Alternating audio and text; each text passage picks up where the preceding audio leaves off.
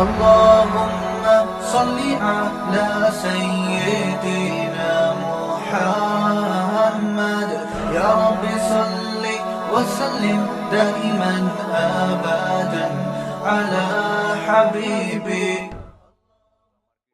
نبی کی 9 بیویاں ہیں. جب ان ازواج نے آپ سے مانگا کہ بھئی ہمارے گھر میں 40 دن چولہا نہیں جلتا، پیسے نہیں ہیں، راشن نہیں ہے، تو آپ صلی اللہ علیہ وسلم نے کیا فرمایا؟ قرآن کی آیتیں نازل ہوئیں. یا ایھا النبی قل لازواجک، آپ اپنی بیویوں سے کہہ دیجئے اگر تمہیں دنیا کی دولت چاہیے تو میں تعالینا امتعکن، میں تمہیں پیسے دے دیتا ہوں، واسرحکن سراحا جمیلا، اور عزت کے ساتھ تم سب کو رخصت کر دیتا ہوں. بھئی کسی پیسے والے سے شادی کر لو. کیوں اللہ نے ہمارے نبی کے لیے غربت کو سلیکٹ کیا تھا؟ حالانکہ آپ مالدار بننا چاہتے بن سکتے تھے، لیکن نبی آخری نبی ہے نا، تو اس میں کیا حکمتیں ہیں وہ میں بھی نہیں چھیڑوں گا. ہمارے نبی کی جو غربت تھی وہ اختیاری تھی. اختیاری کا مطلب آپ نے خود اپنے آپ کو مسکین رکھا ہوا تھا. یہ نہیں کہ آپ کے پاس پیسہ نہیں تھا، پیسہ آتا تھا سارا صدقہ کر دیتے تھے. صبح آیا شام تک نہیں بچا، شام کو آیا صبح تک نہیں بچا. لیکن مجھے اور آپ کو اس طرح کرنے کی شریعت میں اجازت نہیں ہے کہ آج سے پتہ چلے آپ نے سارے بینک خالی کیے، سارا سونا وونا گھر کے پلاٹ کی فائلیں والے بیچ باچ کے تمبو لگا کے روڈ پہ آ کے بیٹھ گئے اور بیگم سے کہہ رہے ہو رہنا ہے اسی طرح رہو تمبو میں ورنہ نکلو گی. آپ کو اجازت نہیں ہے. کیوں نہیں ہے؟ یہ ٹاپک نہیں ہے میرا، کیونکہ میں نے اگر اس ٹاپک پہ چلا گیا تو یہ جو ٹاپک آج لے کے چل رہا ہے وہ چینج ہو جائے گا. بس ابھی فی الحال یقین کر لیں کہ مولوی صاحب اگر کہہ رہے ہیں تو علم کی بنیاد پہ کہہ رہے ہوں گے. تو یہ نبی کے لیے اللہ نے اس طرز زندگی کو سلیکٹ کیا ہے، میرے اور آپ کے لیے یہ نہیں ہے. ہمارے اور آپ کے لیے یہ کہ تمیز سے اچھے بچوں کی طرح کماؤ، کچھ جمع بھی کرو، خرچ بھی کرو، گھر والوں پہ ہاتھ بھی کھلا رکھو، اچھے بچوں کی طرح اس طرح سے زندگی گزارو، فنٹر بننے کی کوشش فرض واجب نماز روزہ یہ پورے کرو بس. لیکن نبی کا معیار اونچا تھا. تو نبی صلی اللہ علیہ وسلم نے فرمایا تعالینا امتعکن واسرحکن سراحا جمیلا، میں تمہیں رخصت کر دیتا ہوں، کسی مالداروں سے شادی کر لو. اس زمانے میں طلاق یافتہ بیوہ کی شادی ہونا کوئی مسئلہ نہیں تھا، ایک سے ایک رشتہ مل جاتا تھا. یہ تو ہمارے زمانے میں نحوست ہے کہ نہیں ہوتی شادیاں. اور اگر تم اسی طرح رہنا چاہتی ہو تو اسی طرح غربت میں میرے ساتھ گزارا کرنا پڑے گا. تو تمام کی تمام امہات نے، نبی نے ان کو طلاق کا باقاعدہ اختیار دیا. یہیں سے علماء نے مسئلہ نکالا ہے کہ طلاق مرد خود بھی دے سکتا ہے، بیوی کو طلاق کا اختیار بھی دے سکتا ہے. اگر مرد اپنی بیوی سے کہہ دے کہ میں نے تجھے طلاق کا اختیار دیا تو یہ اختیار عورت کے پاس بھی آ جاتا ہے، پھر وہ اپنے اوپر طلاق واقع کر سکتی ہے. اس سے بھی پتہ چلتا ہے کہ عدالتی خلا جو آج کل چل رہا ہے اس میں اسلام میں اس کی کوئی حیثیت نہیں ہے، کیونکہ مرد جب بیوی کو رائٹ دے گا تو ہوگا، کورٹ کے دینے سے نہیں ہوتا. جج صرف اپنی بیوی کو طلاق دے سکتا ہے، دوسروں کی بیویوں کو جج طلاق نہیں دے سکتا. یہ بار بار بیان کرتا رہا ہوں میں، کیونکہ دنیا کا نظام چینج ہو رہا ہے، ہر جگہ ایسا ہی ہو رہا ہے. یہ جو آج کل سسٹم چینج ہو گیا نا، تو اب کیا ہے، اللہ یہ کہ چند صورتوں میں جج بھی دے سکتا ہے، وہ الگ ٹاپک ہے.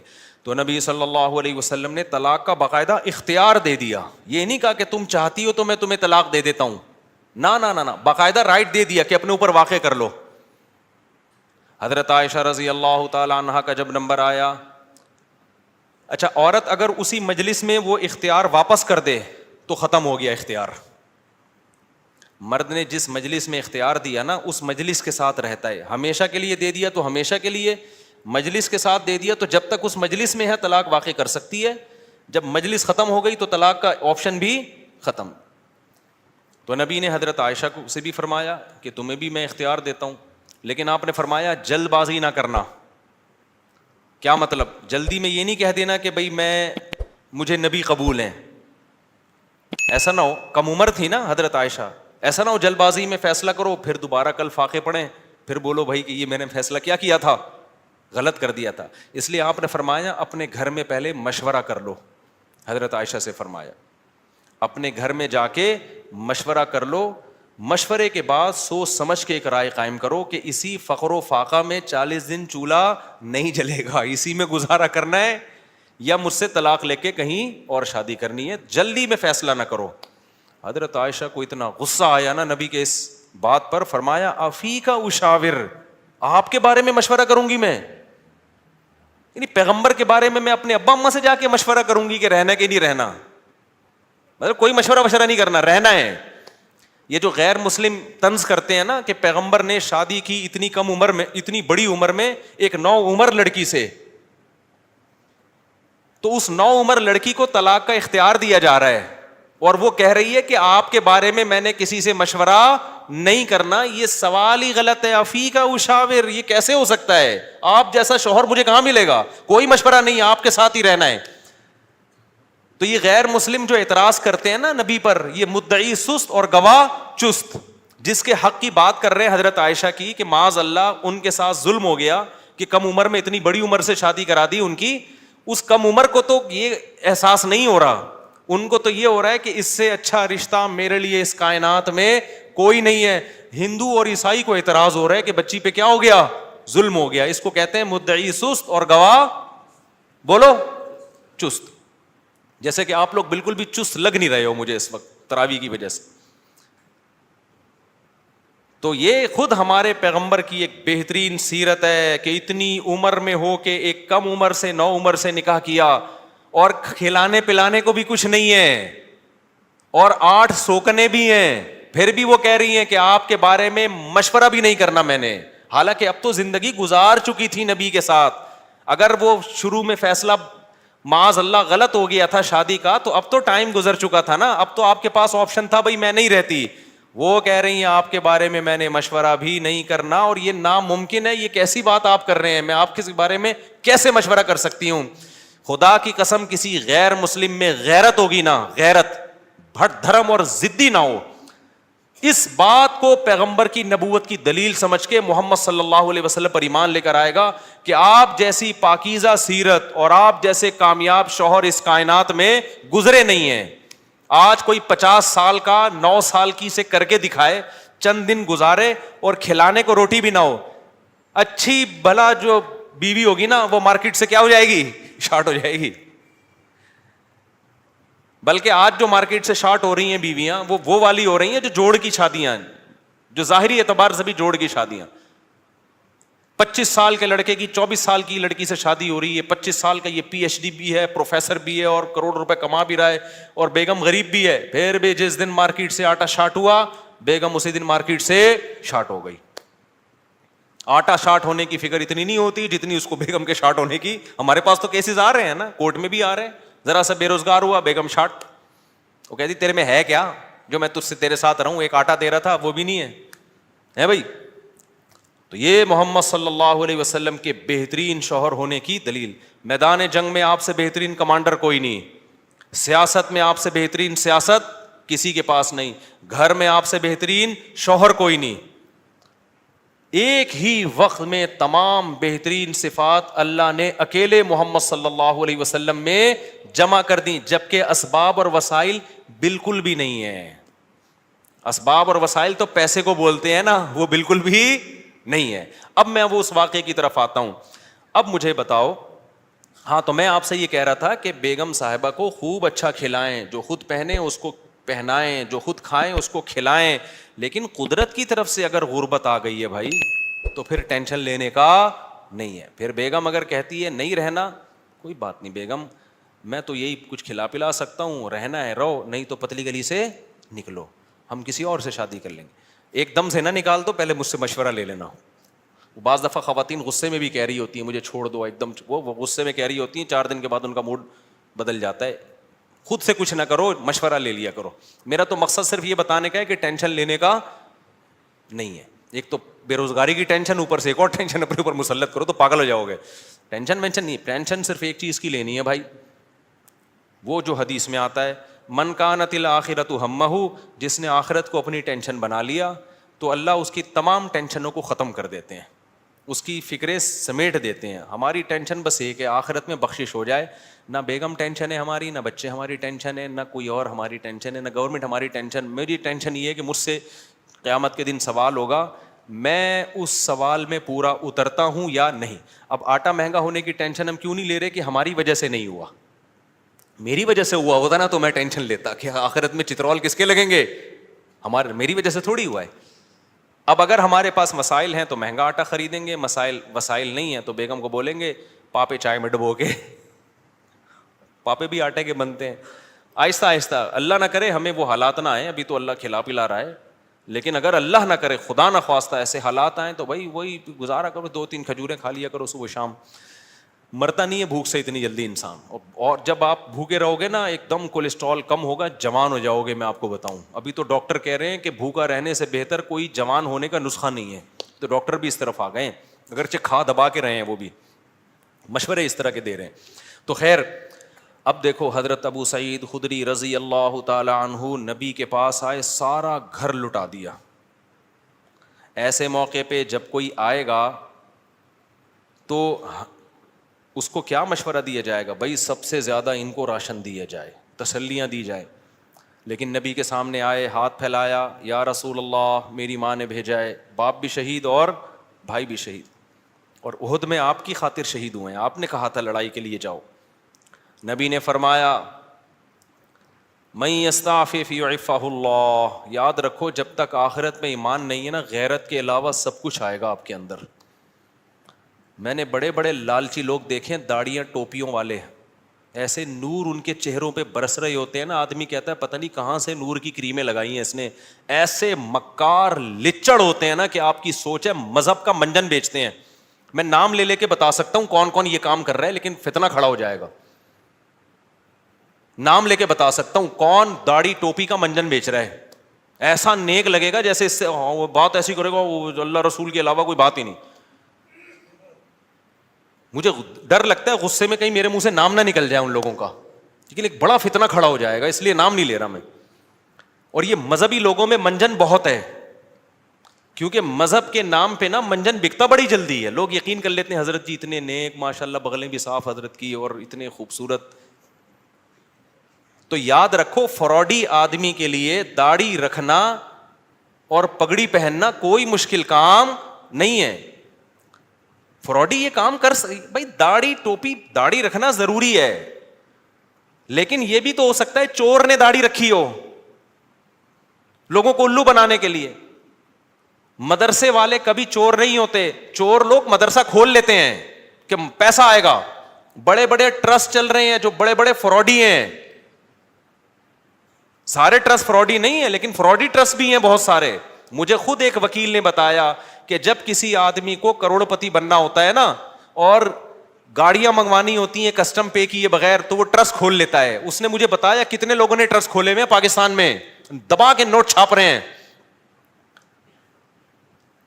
تو یہ دھندے پاکستان میں سب سے زیادہ ہوتے ہیں, دنیا میں اتنے زیادہ بولو نہیں ہوتے. لیکن ہماری قوم اندھی ہے خدا کی قسم, غصہ آ رہا ہے مجھے. اور رمضان میں تو طبیعت سے چورن بکتا ہے, اٹھا اٹھا کے پھینک رہے ہیں پیسے, یہ لے یہ لے یہ لے. ابے دیکھ نہیں رہے یار یہ کیا کر رہا ہے, یہ اتنا اندھا اعتماد تمہیں اللہ نے ایک پیسے کی نعمت دی, اس کو برباد تو نہ کرو نا تم. ایک اور کام رمضان میں ذہن میں رکھو, موضوع سیٹ رہا ہوں فوراً آ رہا ہوں پھر اس طرف. ایک اور کام, کیونکہ رمضان میں منجن زیادہ بکتا ہے. دیکھو دینی مدرسوں کا جتنا میں قائل ہوں نا, آپ نہیں قائل. میں اگر یہاں بیٹھا ہوں تو مدرسوں کی وجہ سے بیٹھا ہوں, اللہ مجھ سے جو ٹوٹا پھوٹا دین کا کام لے رہا ہے. لیکن مدرسے میں چندہ دینے سے پہلے سوچو یہ قابل اعتماد مدرسہ ہے یا نہیں ہے. بہت دفعہ ایسا ہوتا ہے کہ آپ کو میں پیسہ کمانے کا طریقہ بتا رہا ہوں, غلط طریقہ. آپ اگر بے روزگار ہیں نا, پاکستان میں بے روزگاری ایک بہت بڑا مسئلہ ہے, لیکن یہ مسئلہ میں آپ کا 2 منٹ میں کیا کر رہا ہوں, ختم کر. جہنم میں تو جاؤ گے لیکن مسئلہ بے روزگاری کا ختم ہو جائے گا.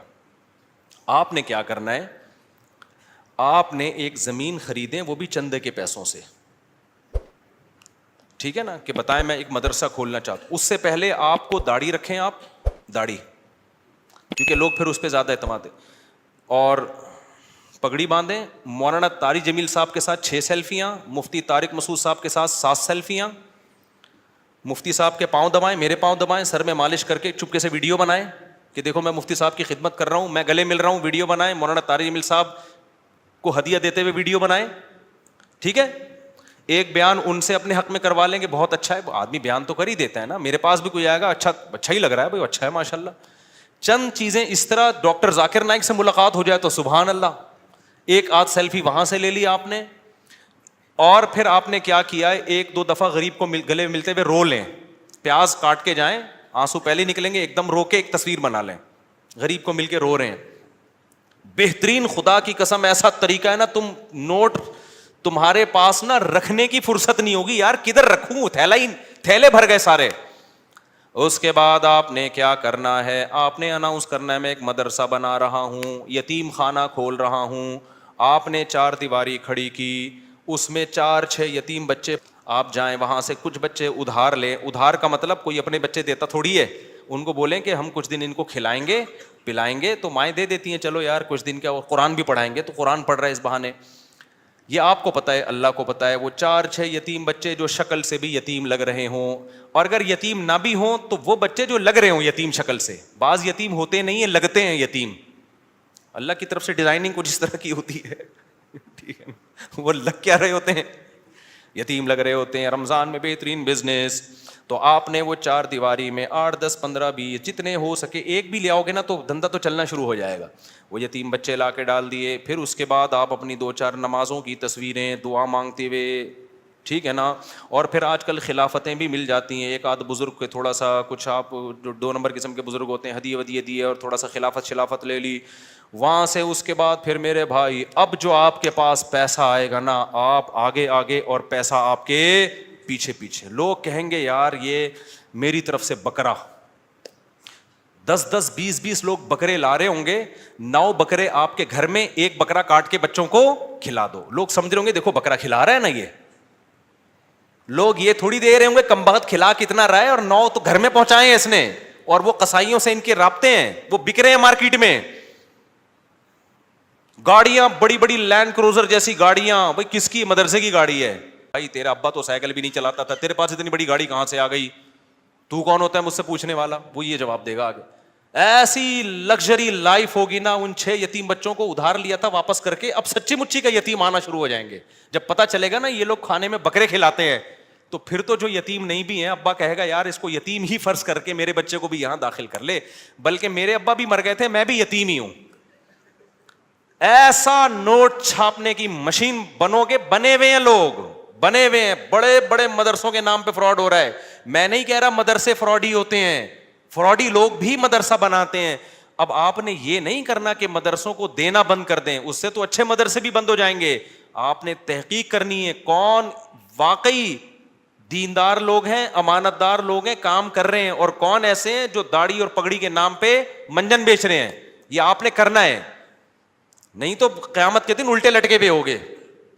بہترین بزنس ہے یہاں پہ یہ. اچھا خیر, ہم آگے چلتے ہیں میرے بھائی. تو اب کیا تھا کہ حضرت ابو سعید خدری رضی اللہ تعالیٰ عنہ کو نبی نے کیا فرمایا.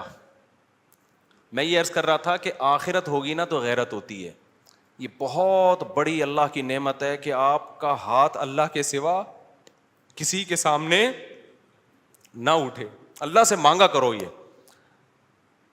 اسباب بھی اختیار کرو پیسہ کمانے کے, کیونکہ جو اسباب اختیار نہیں کرتا اللہ اس کی مدد نہیں کرتا. اگر گھر میں پڑے ہوئے ہو, محنت نہیں کر رہے اور کہہ رہے ہو کہ بس اللہ ہی دے گا, تو پھر اللہ آپ کو بھکاری بنائے گا. یہ یاد رکھنا. آپ نے کیا کرنا ہے, اپنی پوری کوشش کرنی ہے پیسہ کمانے کی, دماغ لگانا ہے. کیوں؟ رزق حلال عین عبادت ہے. الکاسب حبیب اللہ, محنت کر کے کھانے والا وہ اللہ کا دوست ہے. تو اب کیا ہے, ہمارے نبی نے حضرت ابو سعید خدری سے فرمایا کہ من یستعفف یعفہ اللہ. کیا مطلب؟ جو اپنے آپ کو رسوا ہونے سے بچانا چاہتا ہے, عفت کا مطلب رسوا ہونے سے بچانا, دامن داغدار نہ ہو, ذلیل ہونے سے بچانا چاہتا ہے. اس سے پتہ چلا مانگنا کیا ہے, بول لو نا, ذلت ہے. ہاتھ پھیلانا کیا ہے, ذلت. تو جو چاہتا ہے کہ میں ذلیل نہ ہوں, ہمیں تو پتہ ہی نہیں کہ یہ ذلت ہے. ہم تو سمجھتے ہیں میں اتنا چونا لگاتا ہوں بندے سے 2 منٹ میں اتنے پیسے نکلوا لیتا ہوں, یہ میرا کمال ہے. ایک چور کو پکڑا نا, کورٹ میں لے کر گئے, عدالت نے کہا یار تم نے اتنی خوبصورتی سے چوری کی, کسی کو پتہ ہی نہیں چلا. چور کہتا ہے شکریہ سر, آپ نے میری اتنی تعریف کی, اتنا زبردست چور ہوں میں. جج نے کہا کم بخت میں تیری تعریف نہیں کر رہا, تیری برائی کر رہا ہوں. تو نبی نے فرمایا من یستعفف یعفہ اللہ, جو اپنے آپ کو رسوا ہونے سے بچانا چاہتا ہے اللہ اسے رسوائی سے بچاتا ہے. اب سوال پیدا ہوتا ہے کہ رسوائی سے تو بچ جائیں گے لیکن ٹینشن تو ہے نا, فاقے تو پڑ رہے ہیں, مصیبت تو ہے. اگلا جملہ نبی نے فرمایا وَمَن يَتَصَبَّرْ, جو اللہ سے صبر مانگتا ہے, يُصَبِّرْهُ اللَّهُ, اللہ اسے صابر بھی بنا دیتا ہے. اس ٹینشن میں اللہ سے مانگو صبر, تو اللہ کیا کرے گا؟ صبر دے دے گا.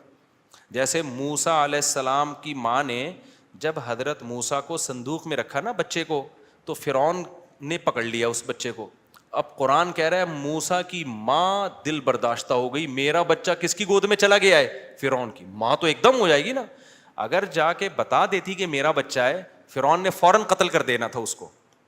لیکن عورت جذباتی ہوتی ہے, وہ انجام نہیں دیکھتی, وہ جذبات سے مغلوب ہوتی ہے. لیکن قرآن کہتا ہے وَرَبَطْنَا عَلَىٰ قَلْبِهَا, ہم نے موسیٰ کی ماں کے دل کو باندھ دیا. کیا بلاغت ہے قرآن کی. موسیٰ کی ماں کے دل کو کیا کر دیا؟ رسیوں سے باندھ دیا, جیسے ہلے نہیں اپنی جگہ سے, دل برداشتہ نہ ہو. یہ قرآن کی بلاغت ہے, یعنی صبر کی توفیق دی. اس صبر کی توفیق کو بیان کرنے کے لیے قرآن کیا کہتا ہے؟ موسیٰ کی ماں کو کے دل کو ہم نے رسی سے کیا کر دیا؟ ایسے کس کے باندھ دیا, ہلے نہیں بھائی. جیسے کسی بندہ ہل رہا ہو نا, آپ اسے رسی سے کس کے بالکل بند کر دو, اب وہ گیا, یعنی وہ ہلنا بھی چاہے تو نہیں ہلے. تو اس سے پتہ چلتا ہے کہ بعض دفعہ انسان بے صبرا ہو رہا ہوتا ہے, لیکن اللہ کی طرف سے اس کو ایسی توفیق ملتی ہے کہ اللہ اس کے دل کو رسیوں سے باندھ دیتے ہیں. ہلنا نہیں, چپ کر کے تمیز سے بیٹھا رہے, مجھ پر اعتماد اور توکل کر. اسی لیے قرآن میں نبی کو اللہ نے فرمایا وما صبرک الا باللہ, اے نبی آپ صبر کریں لیکن آپ کا صبر اللہ کی توفیق کے بغیر نہیں ہوگا. یہ صبر بھی آپ نے اللہ سے مانگنا ہے. تو نبی نے فرمایا جو صبر کرنا چاہتا ہے اللہ اس کو صبر کی توفیق دیتا ہے. آج ڈپریشن اس لیے بڑھ رہی ہے کہ صبر کرنا چاہتے ہی نہیں ہے. جو ٹینشن آئی, جو مصیبت آئی, بس نکال دو فوراً جا کے. جو پہلے آ گیا نا وہ پٹتا ہے. آپ جب غصے میں بیٹھے ہو تو جو شروع میں آ گیا نا وہ اس کا کیا ہو گیا؟ بیڑا غرق ہو گیا. اس کے بعد حدیث دیکھو, حضرت ابو سعید خدری واپس چلے گئے. کیوں؟ نہ ماں نے کوئی اعتراض کیا, نہ 10 سال کے بچے نے کوئی اعتراض کیا. کیوں؟ لیڈر کو دیکھ رہے تھے کہ لیڈر ہم سے زیادہ قربانی دے رہے, اور آپ کی صداقت پہ یقین تھا. حدیث میں آتا ہے کہ حضرت ابو سعید خدری نے زندگی بھر کسی سے نہیں مانگا, یہاں تک کہ اپنا کوڑا بھی گرتا تھا نا اونٹ سے تو نیچے اتر کے اٹھاتے تھے, وہ کوڑا بھی نہیں مانگتے تھے کسی سے. حالانکہ یہ تو ٹھیک ہے کوئی کوڑا دے دو مجھے میرا کوڑا, لیکن نہ نہ نہ نہ بس نہیں, تو مطلب نہیں, اب سب کچھ خود کرنا ہے, اب نہیں مانگنا کسی سے کوڑا. وجہ کیا ہے؟ لیڈر کی طرف سے موٹیویشن مل رہی ہے, کیونکہ پتہ ہے لیڈر یہ بات بتانے کے پیسے بولو نا نہیں لے رہا, اور دیکھ رہے ہیں کہ ہمارے گھر میں فاقہ ہے تو لیڈر کے گھر میں اس سے زیادہ فاقہ ہے, اس سے زیادہ فاقہ ہے. تو اس لیے آپ اگر گھر میں سربراہ ہیں نا, بچوں کو انسان کا بچہ بنانا چاہتے ہیں تو پہلے خود انسان کا بچہ بننا پڑے گا. یہ میں اصل میں ایکچولی میں یہ کہنا چاہ رہا تھا, جس کے لیے پورا میں نے واقعہ سنا ہے. اصل آپ کون سا میدان جنگ میں جا رہے ہو, جہاد میں جا رہے ہو, ماں باپ اور بھائیوں کو کٹوا رہے ہو آپ.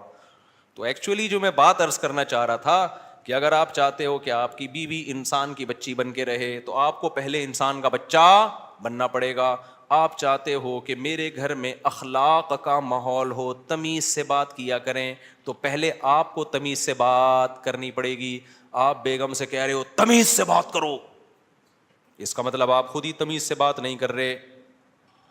وہ تو آپ کا ایٹیٹیوڈ دیکھ رہی ہے نا. باپ گھر میں آ رہا ہے چنگیز خان بن کے چیخ رہا ہے, یہ کیا ہو رہا ہے, پھر وہ کہہ رہے سب آرام سے بات کریں, تو کہیں گے نا ابا آپ تو آرام سے کر نہیں رہے. ایک صاحب کو غصے پہ بہت غصہ آتا تھا. ایک صاحب ہمارے جاننے والے تھے, جب کوئی غصہ کرتا ان کو بہت غصہ آتا, غصہ کیوں کر رہا ہے, اسی بات پہ ان کو غصہ آتا تھا. ہم کہتے تھے اس کو جتنا غصہ آ رہا ہے نا کسی بات پہ, اور آپ کو اس غصے پہ اس سے زیادہ غصہ آ رہا ہے, تو اس کو غصہ کیسے ٹھیک ہوگا. اب آپ کسی کو یہ سمجھا رہے ہو کہ غصہ مت کرو, تو یہ بات آپ کو آرام سے کہنے پڑے گی, غصے سے نہیں. کیونکہ اگر آپ نے غصے سے کہہ دی, اس کا مطلب وہ جو کام وہ کر رہا ہے آپ بھی وہی کر رہے ہو. تو مارکیٹ میں جو چل رہا ہے نا وہ بتا رہا ہوں میں آپ کو. تو اس لیے میرے بھائی جب بھی کوئی بات ہم نے اپنے بڑوں کو دیکھا ہے کہ ہمیں اگر سخاوت کی ترغیب دی نا انہوں نے کہ خرچ کیا کرو, تو میں نے اپنے بڑوں کو دیکھا انہوں نے ہم سے 20 گنا زیادہ خرچ کیا. 20 گنا تو وہ ہے جو ہمیں نظر آ رہا ہے, جو نظر نہیں آ رہا وہ پتہ نہیں کتنا ہوگا. ہم نے دیکھا کہ انہوں نے ہمیں کہا کہ عبادت کیا کرو, تو ہم نے دیکھا کہ وہ ہم سے کئی گنا زیادہ عبادت کر رہے ہیں. انہوں نے دیکھا اللہ پہ اعتماد اور توکل کیا کرو, انہیں ہمیں کہا تو ہم نے دیکھا کہ وہ ہم سے زیادہ اللہ پہ اعتماد اور توکل کر رہے ہیں. انہوں نے بولا کہ ہم نے مدرسے میں کوئی انتظام کرنا ہے, چندہ جمع کرو, تو خود اپنی جیب سے سب سے زیادہ چندہ دیا. نہیں آ رہی بات, چھوڑو رہنے دو, ایسے ہی ٹھیک ہے. تو گھر میں بچوں کو عمل دکھایا کرو. آپ اگر اپنے بیٹوں کو سمجھاتے ہو کہ بہنوں کے ساتھ اچھا سلوک کرو, یہ اس زمانے کی بات ہے جب گھر میں بچے بچیاں ہوا کرتے تھے, اب تو ایک آدھ ہوتا ہے, تو وہ سارا سیٹ اپ ہی برباد ہو. پہلے یہ ہوتا تھا 7-8 بہن بھائی ہیں تو ماں باپ بھائیوں کو حکم دیتے تھے بیٹوں کو بھی بیٹیوں کا بھی خیال کرنا. اب تو ٹیاں ہے ہی نہیں, ٹی رہ گئی ہے, بیٹیاں نہیں ہوتی. ایک آدھ بیٹی ہوتی وہ خود ہی اپنا خیال رکھ لے گی, اس کے لیے آپ کو نہ وصیتیں کرنے کی ضرورت نہ تکلف کی. یہ ان لوگوں کی بات کر رہا ہوں جن کے ہاں بچے ہوتے ہیں, خاندان ہوتے ہیں, چاچے مامے خاندان گھر آباد ہوتے ہیں, تو ان کے لیے خصوصی پیکیج ابھی میں پیش کر رہا ہوں کہ جب وہ اپنے بیٹوں کو سمجھائیں کہ اپنی بیٹیوں کا خیال کرنا, تو کیا مطلب بھائیوں کو سمجھا رہے ہیں بہنوں کا, تو پھر آپ نے ان کے سامنے اپنی بہنوں کا خیال کر کے دکھانا ہے. اپنی بہنوں کو دعوت دو, ان کو ہدیے دو, ان کو پیسے دو. بچوں کو پتا چلے ہمارا ابا اپنی بہنوں کا اتنا خیال کرتا تھا, تو ہمیں بھی ابا کے جانے کے بعد اپنی بہنوں کا خیال کرنا ہے. ان کو پتا ہے ابا کے پاس نصیحتوں کے علاوہ کچھ بھی نہیں ہے, ٹھیک ہے. پوری تقریر ابا کی 1 گھنٹے کی ہوتی ہے, لیکن ابا کی جب بہنیں آتی ہیں تو ابا 5 روپے بھی خرچ کرنے کے لیے تیار نہیں ہے. بچوں کو آپ نے کہا کہ دیکھو بیٹا, تمہارے بھائیوں میں کوئی غریب ہو جائے, بھائیوں میں پہلے ہوتے تھے, اب بھائی نہیں, ایک آدھ بچہ ہی بس, کیا سارا برباد ہوگا. مجھے تو اتنا غصہ آتا ہے نا, پکڑ کے چترول لگانا شروع کر دوں کہ تم لوگوں نے فیملی پلاننگ والوں کی باتوں میں آ کے کیسا بیڑا غرق کباڑا کر دیا اپنے گھروں کا یار, سارا فیملی سسٹم تباہ کر دیا. اس کے لیے شادی کرنے کی ضرورت ہی نہیں تھی تم لوگوں کا یار. شادی تو ہوتی بچے پیدا کرنے کے لیے, ایسے ہی تھوڑے دن رہ گئے تھے زندگی گزار لیتے. ٹینشن, بیگم کی ٹینشن کی بھی کیا ضرورت ہے, اور اگر ٹینشن لے لیے تو ایک آدھ بچے ایک سے زیادہ, تو پھر اس کی ٹینشن ہوتی ہے. بچوں کی وجہ سے تو بیوی کو پال رہا ہوتا ہے آدمی. خیر اب یہ باتیں پھر خواتین ناراض ہوتی ہیں, ویسے بھی پالتا ہے, ایسا نہیں ہے صرف بچوں کی وجہ سے, تو بلکہ پالتا کہاں ہے, خود پلتی ہیں. تو میرے بھائی میں یہ عرض کر رہا تھا کہ آپ نے بیٹوں کو سمجھانا ہے کہ اگر تمہارے بھائیوں میں سے کوئی غریب ہو جائے تو جس بھائی کو اللہ پیسہ دے گا اس نے اپنے غریب بھائیوں کا خیال کرنا ہے. یہ تقریر جب سمجھ میں آئے گی جب بچے دیکھیں گے ہمارے ابا ہمارے چاچا اور تایا کا خیال رکھتے ہیں. نہیں آ رہی سمجھ.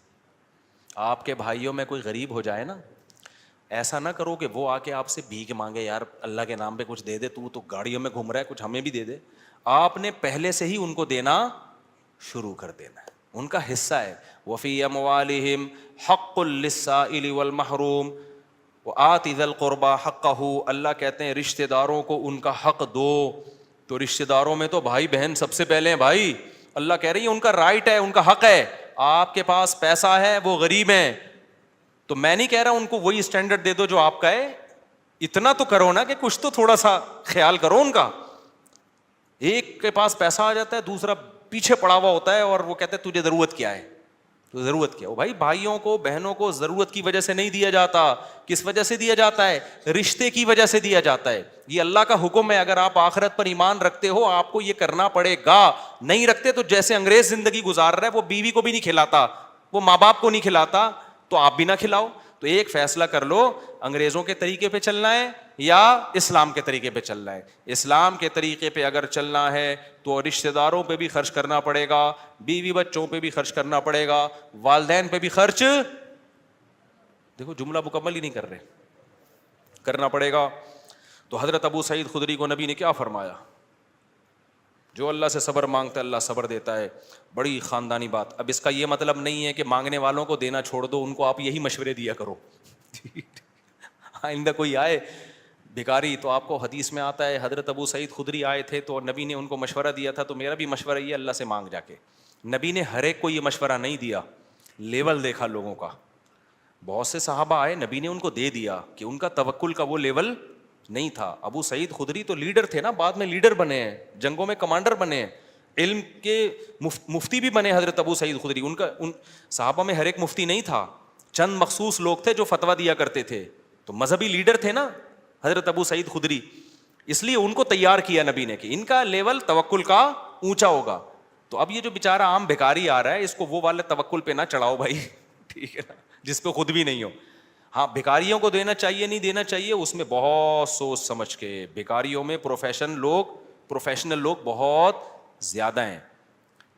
پورے نا سعودی عرب میں بھکاری لوگ کنٹینر بھر کے لا رہے ہوتے ہیں. ایک ہمارے میں پہلے جہاں رہا کرتا تھا نا, وہاں ایک جاننے والا بندہ تھا, اس کے بارے میں پتا چلا کہ سعودی عرب میں وہ حج کرنے گیا اور بھیک جمع کر کے پورا کنٹینر بک کرایا, اس کا پورا مال اترا کنٹینر یہاں پہ, وہ سارا بھیک کا کنٹینر تھا. تو حج بھی پتہ نہیں بھیک لے کے گیا ہوگا. تو ایسے بھی لوگ ہیں. تو میں یہ نہیں کہہ رہا کہ بھکاریوں کو نہ دیں, لیکن سوچ لیا کریں کہ مستحق ہے بھی یا نہیں ہے. مفتی طارق مسعود صاحب کے بیانات سننے کے لیے youtube.com/مفتی طارق مسعود کو سبسکرائب کریں, اور اگر آپ لائیو ویڈیو کو کبھی بھی مس نہیں کرنا چاہتے ہیں تو سبسکرائب کرنے کے بعد بیل آئیکن پہ کلک کرنا مت بھولیں. جزاک اللہ.